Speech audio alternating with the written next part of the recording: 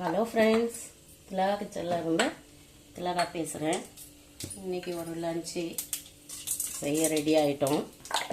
என்னென்ன செய்ய போகிறேன் அப்படின்னு ஃபஸ்ட்டு சாதம் வச்சுட்டேன், போட்டிருக்கேன், அரிசி போட்டிருக்கேன், பருப்பு வேக வச்சுருக்கேன். இந்த பக்கம் கடுகு உளுந்தெல்லாம் போட்டு சீரகம் முள்ளங்கி சாம்பார் வைக்க போகிறேன். கொஞ்சம் வடகம் போட்டுக்கிறேன். சின்ன வெங்காயம் வச்சுருக்கேன் உரிச்சு. இது என்னது இது மறந்துட்டேன், கொத்தரங்காய் கட் பண்ணி வச்சுருக்கேன். சொரக்காய் கட் பண்ணி வச்சுருக்கேன். இதை நம்ம முள்ளங்கி சாம்பார் வச்சுட்டு கொத்தரங்காவும் இது சொரக்காவும் வேர்க்கடலை போட்டு பெரட்டல் பண்ண போகிறோம். கடுகு உளுத்து பருப்பு சீரகம் வடகம் இதெல்லாம் போட்டு சின்ன வெங்காயம் போட்டு முள்ளங்கி சாம்பார்.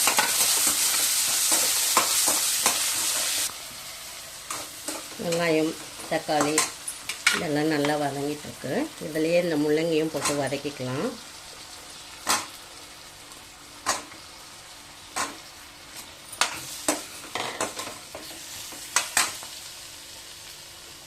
இது இந்த பக்கம் வதங்கினே இருக்கட்டும்.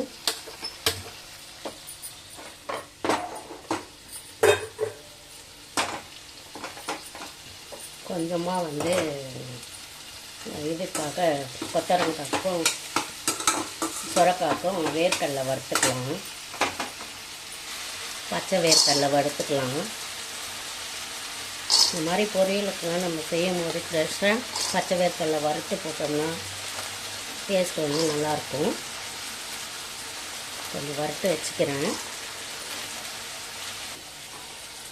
முள்ளங்கி வதங்கினதுக்கப்புறமா நம்ம தேவையான குழம்பு மிளகாய்த்தூள் போட்டுக்கலாம். இப்போ சாதம் வெந்துருச்சான்னு பார்க்குறேன். இன்னும் கொஞ்சம் வேகணும். குழம்பு மிளகாய்த்தூள் போட்டு தண்ணி ஊற்றி முள்ளங்கிலாம் வேகட்டோன்னு வச்சுருக்கேன். இந்த பக்கம் வேர்க்கடலை வறுப்பட்டுடுச்சு. பருப்பு கடைஞ்சி வச்சுருக்கேன். இது ரசத்துக்கு பருப்பு ரசம் வைக்க போகிறேன். அதனால் பருப்பு கொஞ்சம் எடுத்து வச்சுட்டேன். பருப்பு இதில் ஊற்றிடுறேன்.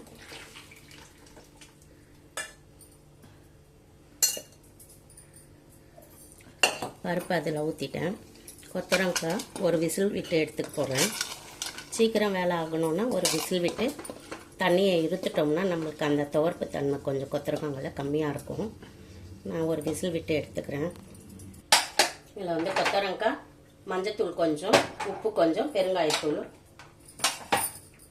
கொஞ்சம், காரம் அதில் உரைக்கணுன்னா கொஞ்சம் குழம்பு மிளகாய்த்தூள் சும்மா கொஞ்சமாக. ஏன்னா நம்ம காஞ்சி மிளகாலாம் போட்டு தாளிக்க போகிறோம். சும்மா கொஞ்சமாக அந்த காரம் அதில் உரைக்கும். இதை ஒரு விசில் விட்டு எடுத்துக்கலாம். சாதம் வெடிச்சிடலாம். வெந்துடுச்சு. இதை தூக்கி இப்படி போட்டுல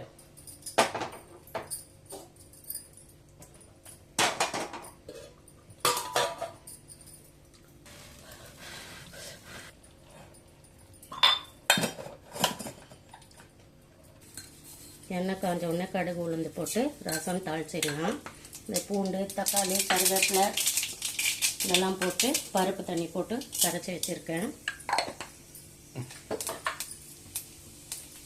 இன்றைக்கி ஆயுத பூஜை முடிஞ்சு கடைங்கள்லாம் இல்லை. கருவேப்பிலை கொத்தமல்லி எல்லாம் ஃப்ரெஷ்ஷாக இல்லை.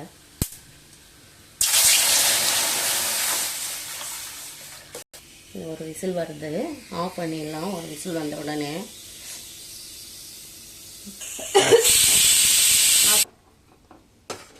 பக்கம் முள்ளங்கி சாம்பாரில் வெந்துடுச்சு. பார்த்துக்கலாம்.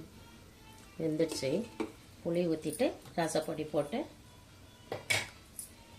ரசப்பொடி ரசத்துக்கு சாம்பாருக்கு புளி ஊற்றிடுறேன். கொஞ்சம் கொதி வந்தோடனே சாம்பார் ரெடி ஆகிடுச்சு. இதில் நம்ம ரசப்பொடி போட்டால் ரசம் ரெடி ஆயிடுச்சு. பருப்பு ரசம் போட்டுக்கலாம்.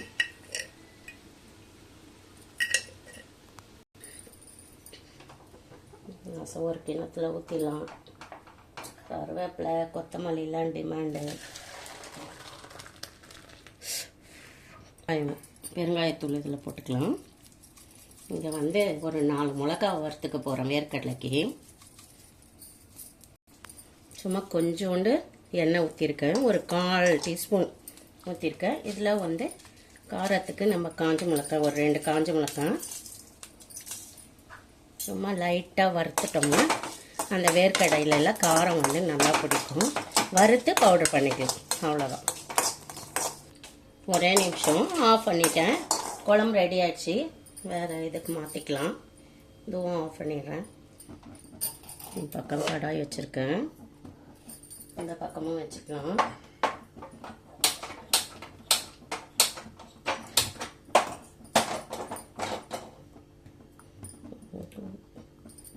எண்ணெய் சூடாகட்டும்.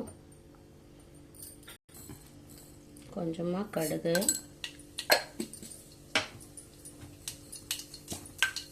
உளுந்து, கொஞ்சம் சீரகம்,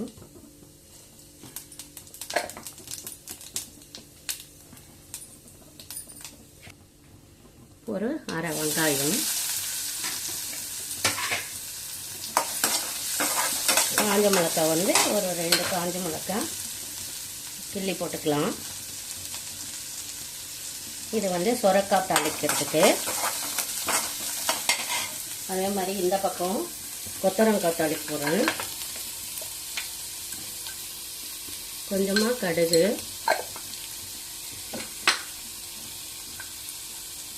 உளுந்து,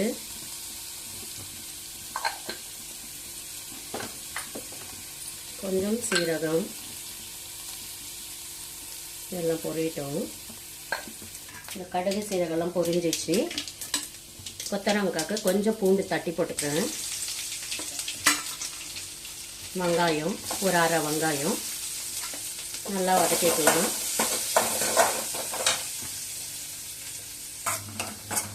வெங்காயம் வதங்கிடுச்சு. கருவேப்பிலை இல்லை, கொஞ்சம் தான் இருக்குது, போட்டுக்கிறேன். இது வந்து சொரக்காவை நல்லா ஒரு அலசி எடுத்துக்கலாம். ஏன்னா இதில் பாம்புலாம் நிறைய இருக்கும்னு சொல்லுவாங்க. புடலங்காய், சொரக்காயெல்லாம் அது மேலெல்லாம் போகும். உண்மையாங்க? பாம்பு இருக்கிறதுக்கு இடமே இல்லை, நீங்கள் தான் இருக்கீங்க எல்லாருக்கும். அதுக்காக பாம்பே இல்லாமல் இருக்கா அப்படி சொல்லுவாங்க. இதை நல்லா ஒரு 3 வாட்டி நான் அலசிட்டேன், ஊற போட்டிருக்கேன். இதில் போட்டுக்கலாம். நம்ம கொத்தவரங்காய் வந்து ஒரு விசில் வச்சு வேக வச்சிட்டோம். அதனால் அப்படியே கொட்டிட போகிறோம். இது இன்னும் வந்து வேக வைக்கல. இது நீர்க்காய் இல்லைங்களா, அதனால் நம்ம அப்படியே வதக்கினாலே சீக்கிரம் வந்துடும். பக்கம் இதையும் வதக்கி விட்டுக்கலாம். இதுக்கு ஒரு 1/2 மிளகாய். இதில் மிளகாத்தூள்லாம் போட்டு தான் வேக வச்சுருக்கோம். சும்மா ஒரு காஞ்ச மிளகாய் சின்னதாக கிள்ளி போட்டுக்கலாம். தாளிச்சிக்கலாம். தண்ணியை வந்து ஃபில்டர் பண்ணிக்கலாம்.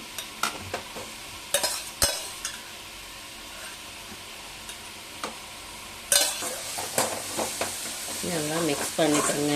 உப்பு பத்தலைன்னா இப்போ கொஞ்சம் நம்ம ஆட் பண்ணிக்கலாம். இதில் இது கொஞ்சம் நேரம் வதங்கணும். இதில் கொஞ்சம் பாருங்கள் தண்ணி விட்டுருச்சு பாருங்கள். அதனால் நம்ம தண்ணி ஊற்றணும்னு இல்லை, இதிலேயே மூடி போட்டு வதக்கி எடுத்துக்கலாம். சீக்கிரம் வெந்துடும். இதில் வந்து கொஞ்சம் மஞ்சத்தூளும் குழம்பு மிளகாய் தூளும் போட்டுக்கலாம்.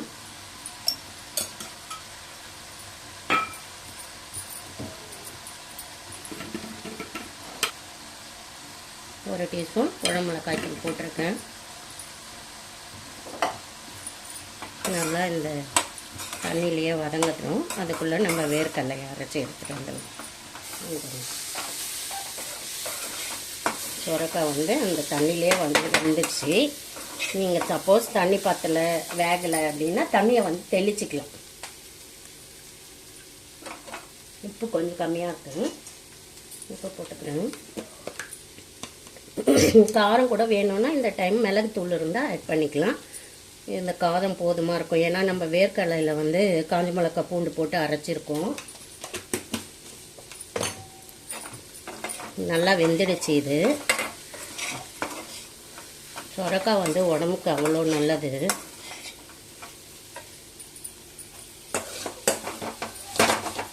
இதுலேயும் தண்ணி ஊற்றிடுச்சு.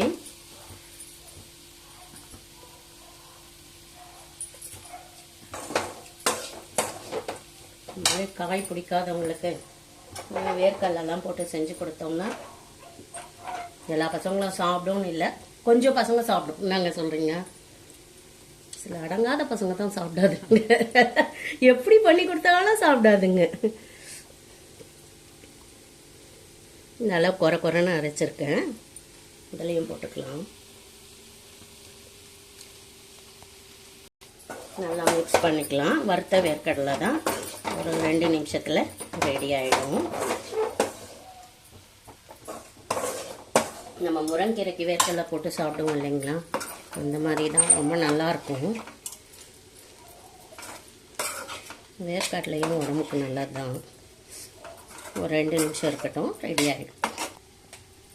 கொத்தவரங்காய் ரெடி ஆகிடுச்சு. சுட சுட சூப்பராக சாப்பிட்லாம் போல் இருக்குங்க. சூடான சாதத்தில் கொஞ்சம் நெய் விட்டு இந்த சொரக்காவை போட்டு பிசைஞ்சு சாப்பிட்டா ரொம்ப நல்லாயிருக்கும். இது காரக்குழம்போட தொட்டு சாப்பிட்டாலும் ரொம்ப நல்லாயிருக்குங்க. ஆஃப் பண்ணிடலாம். ரெண்டும் ரெடி ஆகிடுச்சு. இன்றைக்கி எங்கள் வீட்டில் லஞ்சு எல்லாமே சுட சுட இருக்குங்க. ஒயிட் ரைஸ் ஆவி பறக்க இருக்குது. பருப்பு ரசம் அதுவும் ஆவி பறக்க இருக்குது. முள்ளங்கி சாம்பார். ஆனால் எதுலேயுமே கொத்தமல்லி கிடையாது. இது பாத்திரத்தில் பத்தலைன்ட்டுன்னு இதில் ஊற்றி வச்சுருக்கேன்.